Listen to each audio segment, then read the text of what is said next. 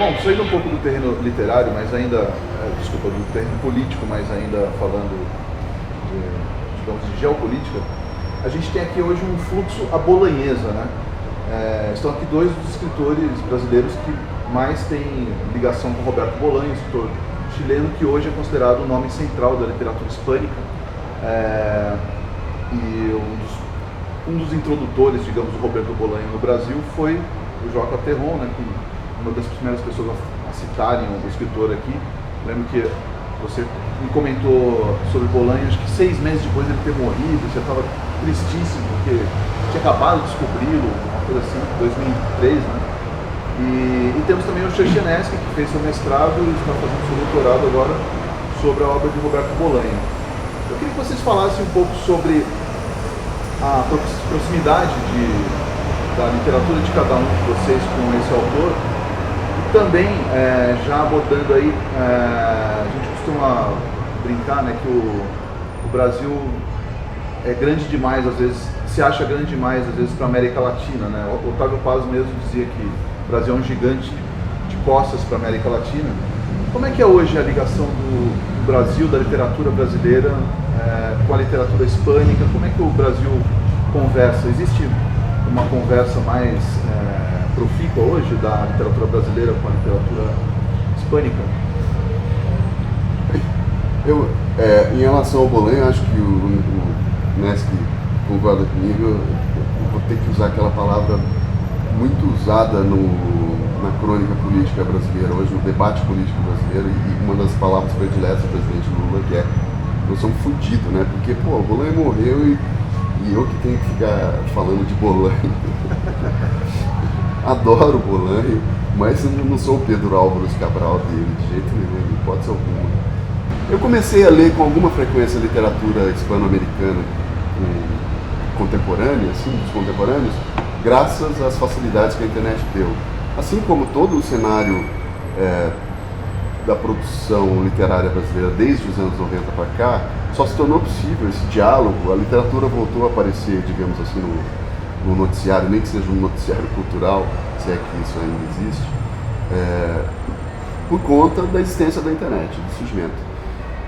E será que essas diferenças ainda fazem sentido? Porque eu vejo mesmo a literatura hispano-americana mais convencional, ela sofre dos mesmos males que a literatura brasileira mais convencional.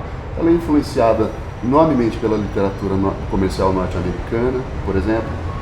Ela, quando se trata da literatura, por exemplo, da não ficção, as modas, os pequenos modismos regulares que acontecem em cada um dos países da América do Sul, da América do Norte, de língua espanhola, que acontecem esses modismos, assim, por exemplo, livros que tratam da história, de um episódio histórico de determinado país, num determinado ano, e que tem o título 1400 e não sei o que, 1800 não sei o que.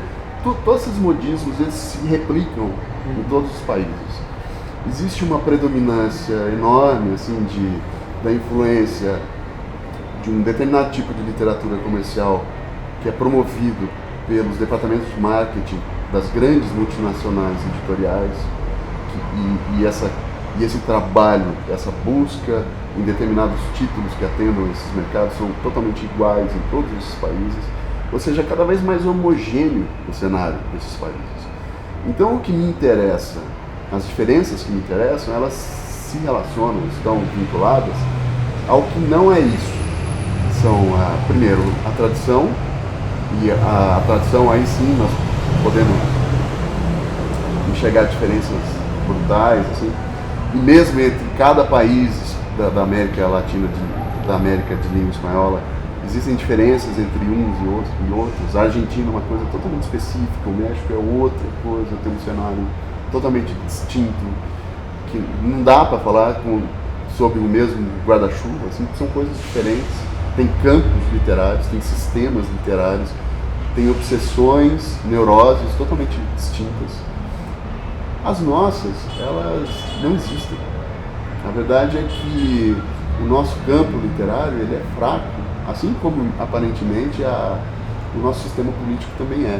Então, é engraçado porque o tempo todo a gente fica tentando lutar contra as convenções que determinam que as grandes expressões culturais do Brasil são as expressões populares, desde o esporte, o futebol, o samba, a mulata, não sei o quê.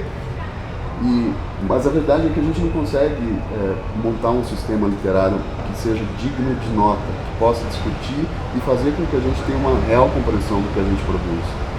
E isso acontece o tempo todo e acontece agora e aqui. É engraçado, enfim, tentando casar algo sobre Bolanho, tudo isso que você falou, eu concordo acho que em grande parte. Enfim, eu sou muito apaixonado por literatura latino-americana e foi o Joca que me apresentou Bolanho. Quando eu estava entrando na faculdade de língua espanhola, eu falei, quero me atualizar em autores latino-americanos que não são muito lidos no Brasil, e ele falou do Bolanho. Daí eu fui atrás e comprei o livro ali. Ele falou onde? Primeiro. Mas isso faz,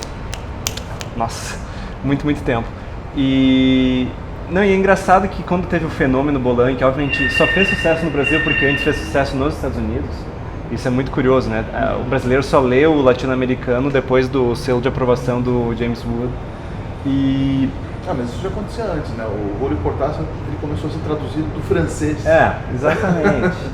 Mas enfim, com o fenômeno Bolanho, eu pensei que hoje em dia, em época de internet, ia rolar uma grande abertura do Brasil para a literatura latino-americana. E não foi o que aconteceu. Enfim, claro que teve alguns que vieram na esteira Bolanho, e tinha 2.000 editores tentando descobrir quem seria o próximo Bolanho.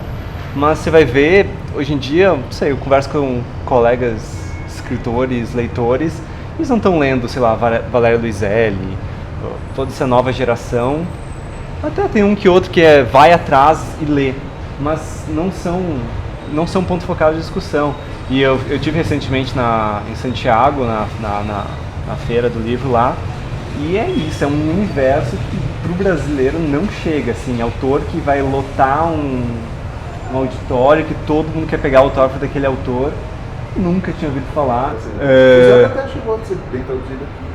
Mas então, o Zambra está com uma mega aprovação em Nova York, ele agora morando lá e está bombando, mas é seletivo, assim.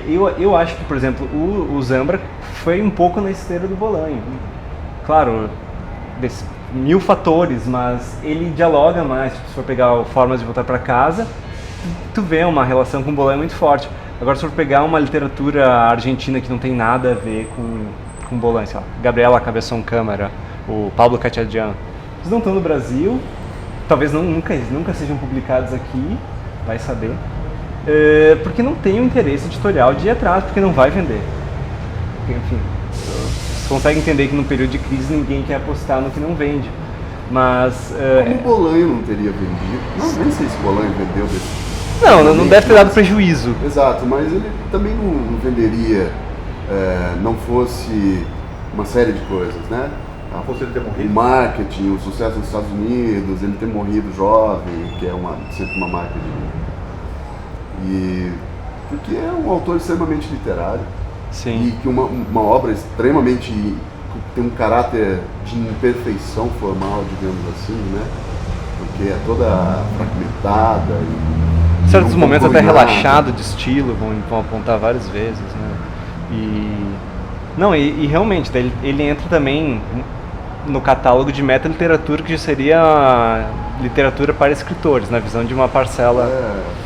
E isso tornaria ele ainda mais invendável. Sim, apesar que ele tem um outro aspecto que é sempre bom, que é esse parentesco com a literatura beatnik, e sim, também alguns livros dele têm essa coisa, que alguns clássicos dos beats têm, que é de ser um livro abridor de portas, assim, um livro que faz cabeça na juventude, assim, que um garoto de 17, 18 anos pode ler. Vai resolver virar poeta. Sabe?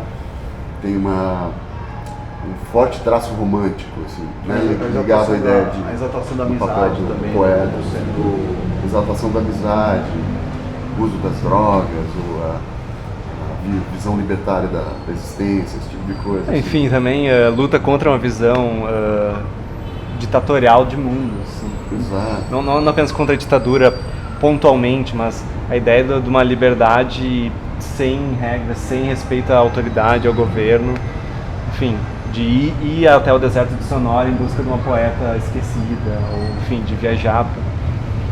Sim, uma defesa da anarquia e do caos, esse tipo de coisa. E ao mesmo tempo essa sombra de uma espécie de totalitarismo do mal, né, que existe em todos os livros, né? Existe uma espécie de ameaça do mal, fica um pouco velada É engraçado que você lê, sei lá, se você só lê O Amuleto e Detetive Selvagem, você vai ter uma visão do Bolanho muito diferente do que se lê, digamos, Estrela Distante e 2666. Ele tem muita, acho que, opacidade política e, enfim, até de... Claro, não dá pra falar de intenção do autor de jeito nenhum, mas eu quero dizer que os melhores livros do Bolanho se trafegam num registro de ambiguidade permanente. E eu acho isso muito interessante porque essa ambiguidade é pontuada pela presença do mal e como o mal vai se infiltrar em todas as camadas. Por exemplo, na literatura, vai ter o poeta serial killer no Estrela Distante, na literatura nazi. Você vai ter, enfim, os exemplos são inúmeros. Você vai ter os críticos literários europeus que vão espancar um taxista. Então tem esse negócio que o mal não está fixo na figura do Pinochet. O mal está difuso, pode se apresentar numa família muito simpática que guardava uma foto do Hitler em casa, tem em todo lugar. E vai se filtrar nos meios intelectuais a ponto de se tornar indissociável, né? Vai dizer no Estrela Distante, agora não lembro da frase, mas quero sair deste mar de merda da literatura. E acho que essa é uma visão também muito pessimista em relação ao futuro, não só político, mas o futuro literário da América Latina. E essa visão de alguma maneira contaminou a sua literatura? Não, eu com certeza, especialmente no meu livro de contos, O Página Assombrada por Fantasmas, ele começa com o deslumbramento pela literatura e vai indo rumo ao cinismo e, digamos, à falência moral. Ele é um livro de contos, mas ele é estruturado nesse gráfico para baixo. E o F, claro, é muito inspirado por... vai ter uma mulher, a personagem principal, ela é uma serial killer, mas que acaba se apaixonando pela arte do Orson Welles. É claramente muito inspirado no Estrela Distante, que tinha o poeta serial killer que ia dizer que ia mudar o futuro da poesia chilena. De fato foi quem mais mudou a poesia chilena. Mais do que todos aqueles jovens nas oficinas literárias, sonhadores e utópicos, quem mudou a poesia chilena foi o cara que ia lá e matava pessoas com a ditadura. Então é claro que eu sou ridiculamente influenciado, mas é impossível não ser depois de tantos anos estudando Bolanho.